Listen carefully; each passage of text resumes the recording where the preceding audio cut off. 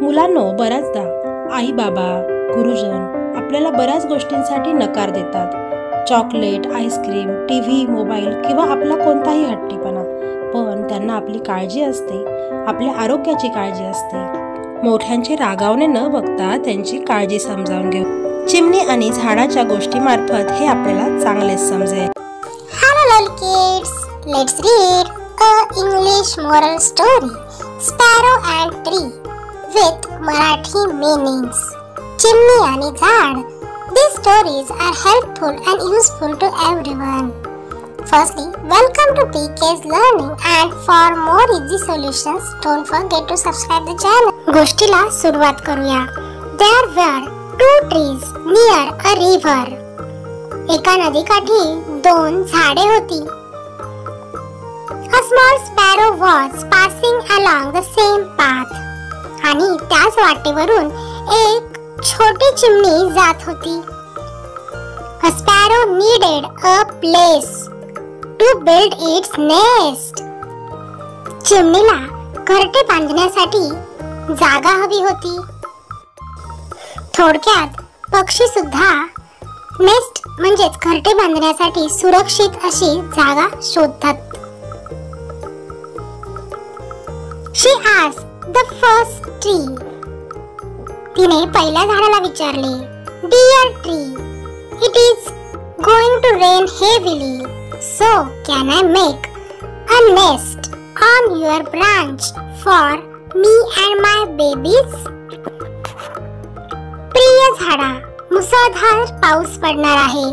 मग मी तुझ्या फांदीवर माझ्यासाठी आणि माझ्या बाळांसाठी घरटे बनवू शकते का? The first tree did not allow the sparrow, and the sparrow felt bad. Then flew away. पहिल्या झाडाने चिमणीला परवानगी नाही दिली आणि चिमणीला वाईट वाटले. मग ती तिथून उडून गेली.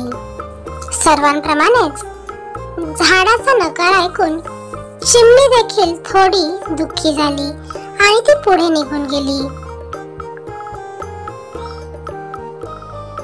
Now she went to another tree and asked the same question to that tree also. आता ती दुसऱ्या झाडाकडे गेली आणि त्या झाडालाही तिने तोच प्रश्न विचारला. काय प्रश्न होता बरे? की मी तुझ्या फांद्यांवर माझे घरटे बनवू शकते का? बघा हा, छोटी चिमणी नकार ऐकून वाईट वाटून देखील प्रयत्न तर करतच राहिली स्वतःच्या घरट्यासाठी. The other tree agreed and allowed the sparrow to make a nest on its branches. The sparrow lived on the tree with her chicks. दुसऱ्या झाडाने होकार दिला आणि त्या चिमणीला त्याच्या फांद्यांवर घरटे बांधण्याची परवानगी दिली. ती चिमणी तिच्या पिलांसह त्या झाडावर राहू लागली. Within a few days, it rained heavily, and the first tree broke from its roots and flows down with rainwater. काही दिवसातच मुसळधार पाऊस पडला आणि ते झाड मुळांपासून तुटून पावसाच्या पाण्यात वाहून गेले. ते झाड म्हणजेच सर्वात पहिले चिमणीने ज्या झाडाला विचारले ते झाड पाण्यात पडून वाहून गेले. When the sparrow saw this, she went to the first tree and said to it, You got punished for rejecting me to build nest and your rude behavior. जेव्हा चिमणीने हे पाहिले तेव्हा ती पहिल्या झाडाजवळ गेली आणि त्याला म्हणाली, घरटे बांधण्यास नकार दिल्याबद्दल आणि तुझ्या असभ्य वागण्याबद्दल तुला शिक्षा मिळाली आहे. Hearing the sparrow's words, the tree smiled and softly replied, Dear sparrow, I already knew that my roots were weak and were not able to stand in such a heavy rains.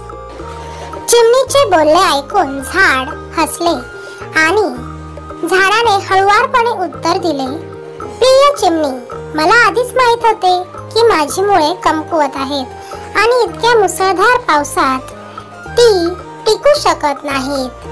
झाडाने ताबडतोब हे उत्तर दिले, I didn't want to put you and your young ones' lives in danger. I am sorry for that. I didn't allow you to make nest on my branches. Saying this, the tree flows away. म्हणजेच झाड पुढे म्हणाले, मला तुझा आणि तुझ्या बाळांचा म्हणजेच पिल्लांचा जीव धोक्यात घालायचा नव्हता. माझ्या फांद्यांवर तुला घरटे बनवू दिले नाही, याबद्दल मला वाईट वाटले. असे म्हणत झाड वाहून जाते. येथे झाडाने नकार दिला असला तरीही चिमणीच्या चांगल्यासाठीच दिलेला. The sparrow felt sorry for the tree and for judging it without knowing the truth. चिमणीला त्या झाडाबद्दल फार वाईट वाटले, कारण सत्य न कळता तिने झाडाला चुकीचे समजले होते. तर झाड वाईट नसून त्याने आपल्या चांगल्यासाठीच घरटे बनवू दिले नाही हे कळल्यावर चिमणी अधिक दुःखी झाली. After that, the sparrow realized that no one acts bad intentionally. There must be a reason behind it. त्यानंतर चिमणीला लक्षात आले की कोणीही जाणून बुजून वाईट वागत नाही, तर त्यामागे नक्कीच काहीतरी कारण असते. Moral of the story: Don't judge a book by its cover. म्हणजेच पुस्तकाचे वरचे पान पाहून आपण मध्ये पुस्तकामध्ये काय लिहिले आहे ते जसे समजू शकत नाही, तसेच समोरचा व्यक्ती जर आपल्याशी वाईट वागत असेल तर त्यामागचे कारण जाणून न घेता कधीच त्याला वाईट समजू नये. यातून शिकलो की झाडाने नकार दिला कारण झाडाला चिमणीची काळजी होती आणि चिमणीचाही गैरसमज दूर झाला. आपणही मोठ्यांची काळजी समजून घेऊया. Thanks for watching. हा व्हिडिओ आवडल्यास नक्की लाईक करा, शेअर करा आणि चॅनलला सबस्क्राईब करा.